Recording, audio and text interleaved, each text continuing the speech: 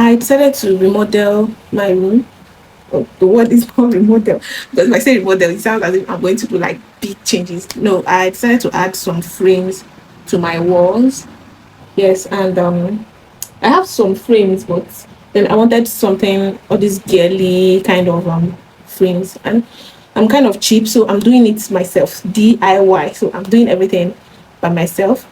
I did some before. I ordered some frames from Temu, but then the letter came frameless, so I had to just use cardboard paper. I watched a couple of YouTube videos, and I just added the cardboard at the back and did all the frames, but it did not turn out the way I expected. After a couple of months, the colors of the frame changed. So I'm going to show what it looks like. So these are the ones I did before, the three of them. You see the color has changed. When it came from Temu, it was so shiny and so fine.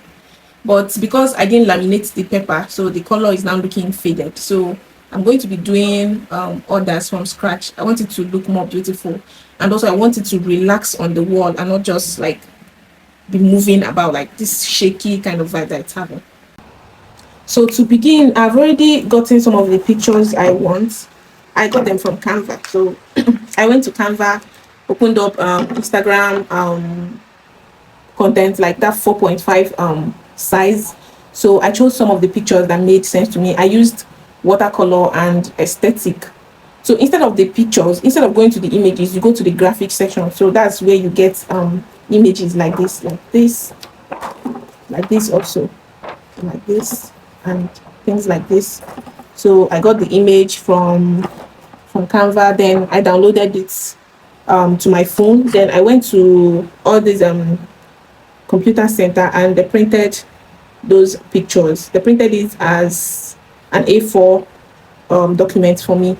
So, and I had it laminated because I didn't want to make the same mistake I made with the previous one. So I laminated it because I wanted the shine, I wanted the picture and the frame to still look good even after so many months or even after so many years. So I have a total of 12 pictures here. Yeah, I think it's a little bit too much, but then I'm trying to create a background for my YouTube videos. So that's why. As you can see on the wall over there, what I have is a map of Africa. So it's a gift from one of my students. So then I have this sellotape, I have my scissors, I have this top bond. Then I have these two sellotape, black sellotapes, but they look kind of almost finished, and I decided to get one more in case, because I don't want it to finish in the middle and I'll just be stuck. Then I have my knife here, my kitchen knife. I don't have those artists kind of knife. Then I have this brush. It was my makeup brush, but I'm going to be using it to scoop the gum to put. Then, oh, I have my super glue also, this sponge, because that's what I'm going to use to hold it to the wall. I don't know if the super glue is going to work, but I'm going to try it and see, because I don't want to use nail to hold this ones. Yes, so I'm going to try using this sponge, and let's see how it goes. Oh, last but not the least, I have my cartons. The carton, I have like 5 to 6 of this. The cartons were from my fridge, so when I got my fridge, I didn't throw away the cartons because obviously I know I'm going to be needing it one of these days. So those are the things I need. Let's get right into it. Okay, here goes the voiceover, because I figured it would be better to use a voiceover to explain my process, even though I didn't really do anything so fancy like that. That's not easy to understand from the video. So here goes. The first thing I did was to measure out how many cm or how many meters the cartons would be in commensurate with the size of the picture. So the pictures are A4 size, so I just traced out those the size using my pencil and my tape rule. Okay, I don't have a tape rule. I used the Atelos tape rule to measure that. So then I cut. But then along the line, I was feeling like the spaces for the pictures was too much, so I had to trim off the excesses, as you can see from the picture. But then that was a bad idea. I should have left it to be in that A4 size, because after cutting the whole excesses, the pictures were now looking shorter. Oh my gosh. But then there was no going back, because I've already cut the papers, the pictures.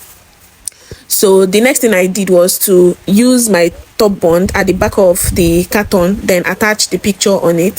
So, and I allowed it to dry. Once it dried, the picture stuck to the carton. Then I used the black sellotape to line the edges so that it will have that frame quality.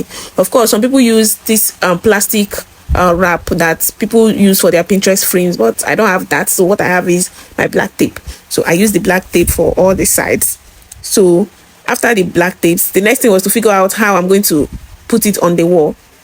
I tried using the top bond, but then the top bond was too loose. It wasn't sticking to the wall itself. And I didn't want to use a nail because I feel like the nail would make the pictures, the frames to be loose and not give like that aesthetic vibe I wanted. So I decided to use a super glue. But then the super glue was also weird too. So what I did was I attached a small piece of paper using the top bond at the back of the frame. Then I added a little bit of top bond because super glue is just this light something that wouldn't really stick. So I used the super glue on top of the top bond with the paper like that. I don't know if you're understanding what I'm saying. If you don't understand it, please just look at what I'm doing. I'm really terrible at tutorials. So when I finished that, I tried it on the wall and held it with my hand for some minutes for it to stick, and lo and behold, it actually stuck and it was looking so nice. Believe me, I did a little bit victory dance because I didn't know this was going to work, because attaching this to the wall was one of my greatest challenges, because the only system I knew was using nail and I don't want to use nail. So this is how it was looking at the end of the day. These two, then this one's under. Then I had one on my workspace. My workspace, I had this one attached, then this one close to my bed. They are the most beautiful actually. So you are seeing the mistake I said I made. Some are looking way shorter because I had to cut the excesses in the picture. I should have left it alone and it would have given the full A4 vibe like Pinterest frame. So maybe the next time I'm going to be doing this, I'll just do it, let it be like that.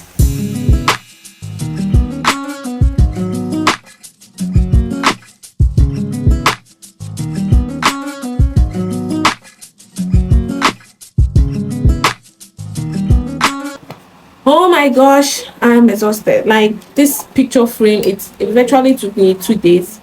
The first day for choosing the pictures, downloading, going to print and laminating and all of those. Then today I've spent the entire day making it framed and attaching it to the wall. So I'm done, and I must say it looks beautiful. Yeah, at least I'm seeing my work and I know that I tried my best. Thank you all for watching.